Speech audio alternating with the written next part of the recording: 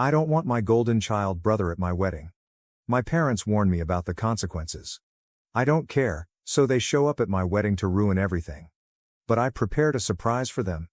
I'm Sarah, 30 female. I've always had a complicated relationship with my younger brother Mike, 27 male. Growing up, our parents consistently favored him, which created a lot of tension between us. They would shower Mike with praise for even the smallest accomplishments while barely acknowledging my achievements. Our family dynamic wasn't always this way. When I was younger, before Mike was born, I remember feeling loved and supported by my parents. They would take me to the park, read me bedtime stories, and proudly display my artwork on the fridge. But everything changed when Mike arrived. From the moment he was born, it was clear that Mike was going to be the golden child. Our parents doted on him constantly, often neglecting my needs in the process. As we grew older, this favoritism only intensified. I vividly remember my 10th birthday. I had been begging for a bicycle for months, dropping hints and even leaving magazine clippings around the house. When the big day came, I eagerly unwrapped my presents only to find clothes and books. My parents explained that a bike was too expensive. Just 2 weeks later, they surprised Mike with a brand new bike for no particular reason. When I asked why he got one and I didn't, they said, "Mike needs more exercise. You're fine without one." This pattern continued throughout our childhood. When I made the honor roll in middle school, my parents barely glanced at the certificate.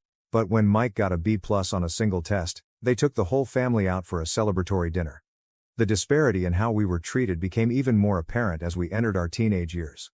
When I was 16, I got my first part-time job at a local bookstore. I was thrilled to finally have my own source of income and started saving for college. However, my excitement was short-lived. Mike, then 13, complained to our parents that it wasn't fair that I had spending money while he didn't. Instead of encouraging him to wait until he was old enough to get his own job, our parents made an outrageous demand. They insisted that I give Mike half of my earnings each month. I was shocked and tried to protest, but they threatened to make me quit the job if I didn't comply.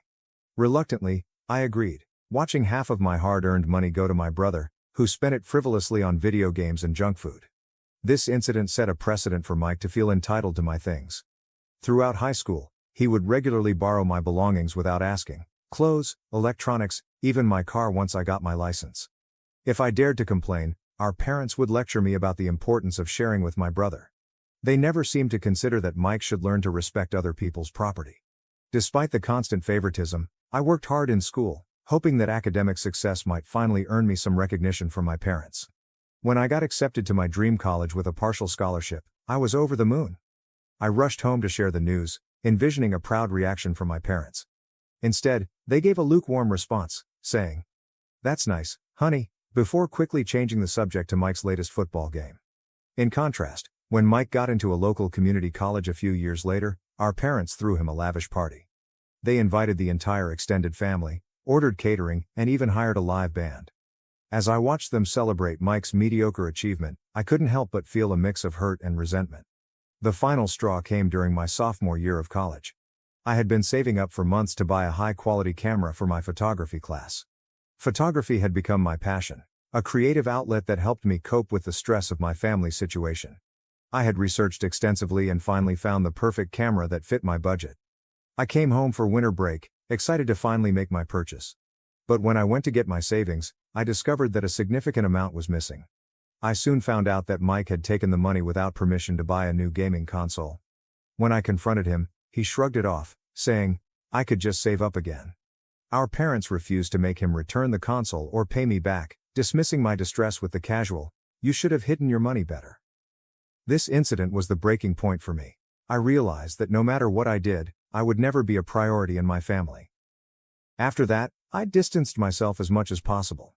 I took on extra jobs to support myself through college, rarely coming home for visits. When I did, Mike would make snide comments about how I thought I was too good for the family now. Our parents never corrected his behavior, often joining in with comments about how I had changed and become cold towards them. Despite the emotional toll, I managed to graduate with honors and secure a good job in marketing. It was at my new job that I met Jake, 32 million, who would become my rock and biggest supporter. We've been together for 5 years now, and he's been incredibly understanding about my family situation. Jake's own family is warm and welcoming, showing me what healthy family relationships should look like. 6 months ago, Jake proposed during a surprise weekend getaway. It was a magical moment, and I was thrilled to start planning our future together. However, the joy of our engagement was quickly overshadowed by the dread of dealing with my family during the wedding planning process. After much discussion and soul-searching, I decided not to invite Mike or my parents to the wedding. I want our special day to be filled with love and positivity, not overshadowed by the negativity and resentment that has characterized my relationship with my family. Last week, my mom called me in tears, demanding to know why they hadn't received wedding invitations yet. I took a deep breath and explained that given our history, I didn't feel comfortable having them at the wedding. She accused me of being selfish and trying to punish them, completely dismissing my feelings as usual. My dad then got on the phone, saying I was breaking Mike's heart by excluding him from such an important day. Apparently, Mike had been telling everyone he was going to be my best man, despite the fact that we've barely spoken in years. The audacity of his assumption left me speechless. I stood my ground and told them my decision was final. This led to Mike blowing up my phone with angry texts, calling me every name in the book. He accused me of being jealous of him and trying to make myself feel important. It was as if he had completely rewritten our childhood in his mind, casting himself as the victim. My parents are now threatening to cut me out of their will if I don't invite them all to the wedding. This threat might have worked years ago, but I've long since stopped expecting or wanting anything from them. Jake fully supports my decision, understanding how toxic my family dynamic is. He's offered to handle any further communication with them to shield me from their manipulation tactics. Some of my friends, however, have suggested that I should just invite them to keep the peace. They argue that I might regret it if I don't have my family at my wedding. Their words have planted a seed of doubt in my mind. Am I being too harsh? Should I give them one last chance? But then I remember all the hurt and disappointment, and I'm reminded of why I made this decision in the first place. I know this post is long, but I felt it was important to provide context for why I'm making this choice. So Reddit, AITA for refusing to have my brother and parents at my wedding. Update 1. Thank you all for the overwhelming support on my original post. Your comments and messages have been a source of strength during this difficult time. I wanted to provide an update on the situation as there have been several developments over the past couple of weeks. After discussing things further with Jake, I decided to stand firm in my decision not to invite Mike or my parents to the wedding. However, Jake suggested that meeting with them in person to explain my reasoning might provide some closure for all of us. Although I was hesitant, I agreed it was worth a try. We arranged to meet at a neutral location, a quiet cafe in a neighboring town. I arrived with Jake, feeling a mix of anxiety and determination. My parents and Mike were already there, my mom's eyes red from crying and my dad wearing his signature disapproving frown. Mike, surprisingly, looked more subdued than I expected. As soon as we sat down, my mom launched into a tearful monologue about family loyalty and how I was tearing everyone apart. My dad interjected with comments about how ungrateful I was being. I let them speak, taking deep breaths to stay calm. When they finally ran out of steam, I calmly explained my position. I brought up specific instances of how they had hurt me over the years, including the camera incident and the constant favoritism. I told them that, while I cared about them, I didn't feel we had the kind of relationship that warranted them being at my wedding. To my shock, Mike spoke up. In a quiet voice, he admitted that he had intentionally broken my camera back in college. He confessed that he had always felt insecure about my academic success and resented that I was leaving him behind by going to college. He said he wanted to bring me down a peg, to make himself feel better. The table fell silent after this revelation. Our parents seemed stunned, as if they were seeing our dynamic clearly for the first time. My mom tried to smooth things over, saying, "Well, that was a long time ago, we should let bygones be bygones." But I wasn't having it. I pointed out that Mike's admission only proved my point about the toxic dynamic in our family. My dad then tried a different approach. He offered to pay for the entire wedding if we'd include them. I was taken aback by this attempt at financial manipulation. I declined, explaining that it wasn't about money but about surrounding ourselves with people who genuinely support us. This seemed to really upset Mike. He started ranting about how I've always thought I was better than the family and that I was going to regret pushing them away. It was as if all his earlier remorse had evaporated, replaced by the familiar anger and resentment. At that point, Jake, who had been quietly supportive throughout the conversation, suggested it was time for us to leave. As we were getting up, my mom grabbed my arm, tearfully asking if this meant I was cutting them out of my life forever. I told her honestly that I didn't know but that I needed space to heal and figure things out. In the days following this meeting, my phone has been constantly buzzing with messages from extended family members. It seems that Mike and my parents have been spinning their own version of events, telling everyone that I'm having a mental breakdown and trying to destroy the family. My aunt even called, suggesting I postpone the wedding until I come to my senses. The constant barrage of messages and calls has been emotionally draining. I found myself second-guessing my decision at times, wondering if I'm overreacting. But then I remember the years of hurt and dismissal, and I know I'm doing the right thing for myself. Jake has been my rock through all of this. Seeing how my family treated me at the meeting only reinforced his support of my decision. He suggested we take a weekend trip to get away from all the drama and focus on our relationship. We ended up driving to a quaint little beach town a few hours away. During our trip, we spent time walking on the beach, trying local restaurants, and just enjoying each other's company without the cloud of family drama hanging over us.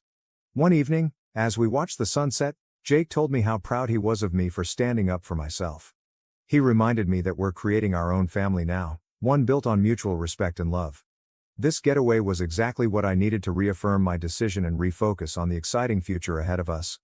We even started discussing the possibility of moving to a new city after the wedding for a fresh start, away from the constant reminder of my family's toxicity. When we returned home, I made the difficult decision to block my family's numbers and social media accounts. It felt extreme, but I realized I needed to protect my peace of mind. As we approach the wedding, we've also taken some practical steps to ensure our wedding day goes smoothly. We've hired security for the venue in case any uninvited guests try to show up.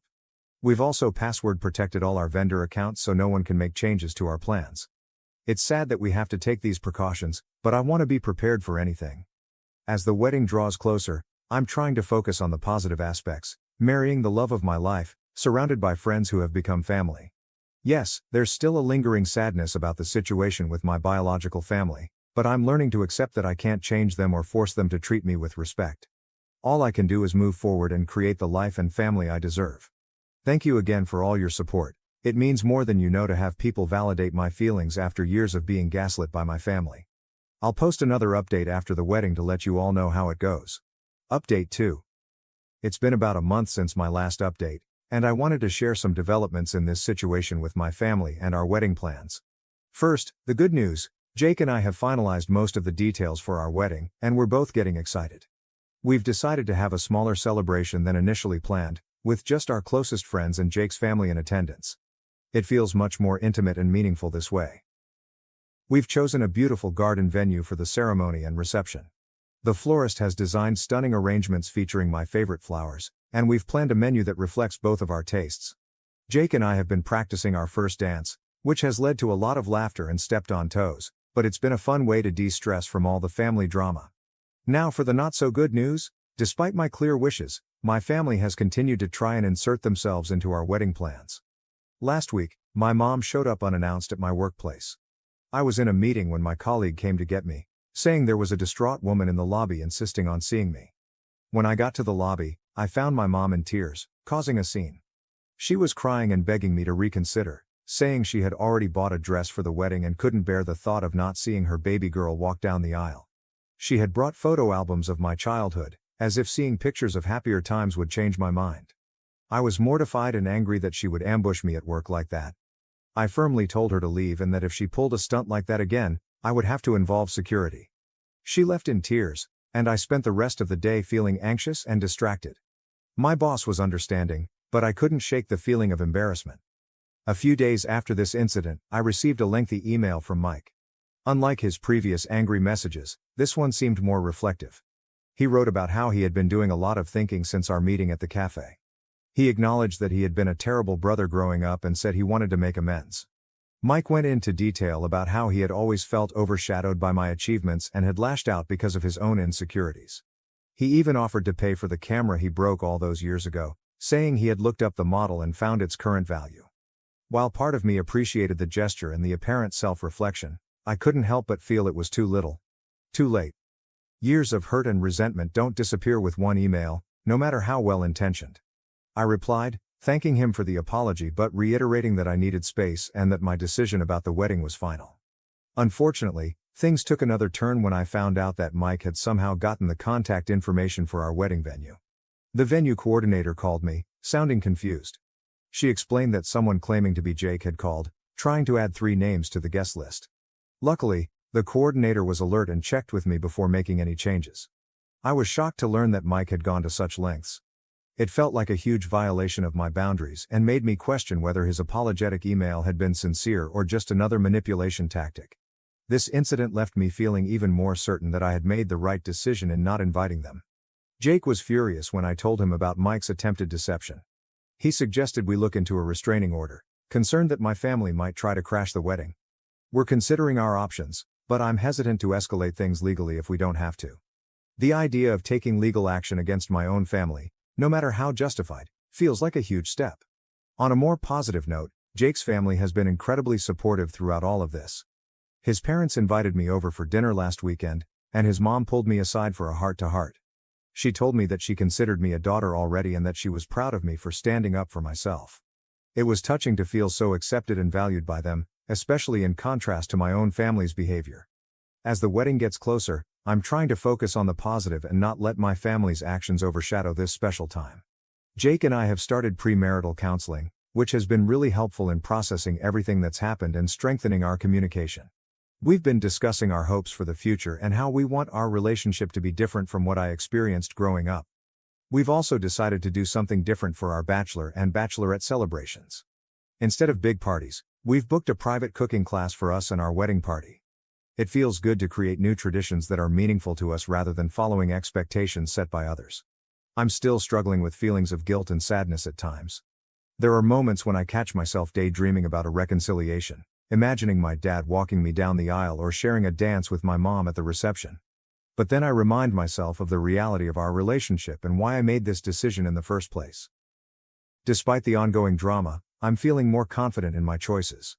The support from Jake, his family, and our friends has been invaluable. It's shown me what genuine love and support look like, reinforcing that I'm making the right decision for my future. As we enter the final weeks before the wedding, and I'm trying to stay focused on the joy of marrying Jake and starting our life together. We've planned a small honeymoon getaway to a nearby beach resort, which I'm really looking forward to. It'll be nice to have some quiet time together after all the stress and excitement of the wedding. Thank you all for your continued support and advice. It's been a challenging journey, but I'm looking forward to starting this new chapter of my life with Jake. Update 3. It's been a whirlwind few weeks since my last update, and I wanted to share the latest developments with you all. The wedding day finally arrived, and despite all the drama leading up to it, it was absolutely perfect. Jake and I exchanged vows in a beautiful outdoor ceremony, surrounded by our closest friends and his loving family. The weather was gorgeous, the food was delicious, and the dance floor was packed all night. One of the most touching moments came during the reception when Jake's sister gave a speech. She talked about how she'd always wanted a sister and how thrilled she was to finally have one in me. It brought tears to my eyes and really drove home how fortunate I am to be joining such a warm, supportive family. As for my own family, they did try one last attempt to force their way into the wedding. About an hour before the ceremony was set to begin, my parents and Mike showed up at the venue. They were all dressed up and insisted they were there to support me, despite not being invited. I was getting my hair done when one of my bridesmaids came in, looking flustered. She quietly informed me that my family was outside arguing with the security team. For a moment, I felt a mix of anger and sadness wash over me. But then I looked at myself in the mirror, in my wedding dress, and I knew I couldn't let them ruin this day. Thankfully, the security team we hired handled the situation swiftly and professionally. They escorted my family off the property without causing a scene or disrupting the preparations. I'm so glad we took the precaution of hiring security, as it allowed me to relax and enjoy my day without worrying about potential drama. The ceremony itself was beautiful. Walking down the aisle towards Jake, seeing his face light up as he saw me, I knew without a doubt that I had made the right decision. We wrote our own vows, and there wasn't a dry eye in the house when we finished. Jake's parents were beaming with pride, and I felt more loved and supported than I ever had before. The reception was a joyous celebration. We danced, laughed, and made memories that will last a lifetime. Jake surprised me with a song he had written for me, performing it with his college band. It was a moment of pure happiness that I'll cherish forever. In the weeks since the wedding, I've received a few messages from extended family members who attended. Most have been supportive, saying they understood my decision after seeing how happy I was on my wedding day. A few expressed disappointment that my immediate family wasn't there but respected that it was my choice to make. Mike sent another email, this time apologizing for trying to crash the wedding. He said seeing the security team turn them away made him realize how serious I was about maintaining boundaries. He mentioned he's starting therapy to work on his issues, which I hope is true for his sake. As for my parents, I haven't heard from them directly since the failed wedding crash attempt. My aunt told me they're heartbroken but trying to respect my wishes for space. Part of me feels guilty, but a larger part feels relieved to have this chapter closed. Jake and I are leaving for our honeymoon tomorrow. 2 weeks in Greece that we've been looking forward to for months. We're both excited to relax, explore, and start our married life together without any family drama hanging over our heads. Looking back on this whole experience, I'm proud of myself for standing firm in my decisions. Despite the pressure and guilt trips, it wasn't easy, but I know I did what was best for my mental health and my relationship with Jake. Thank you all again for your support and advice throughout this journey. It's meant the world to have this community to turn to during such a challenging time.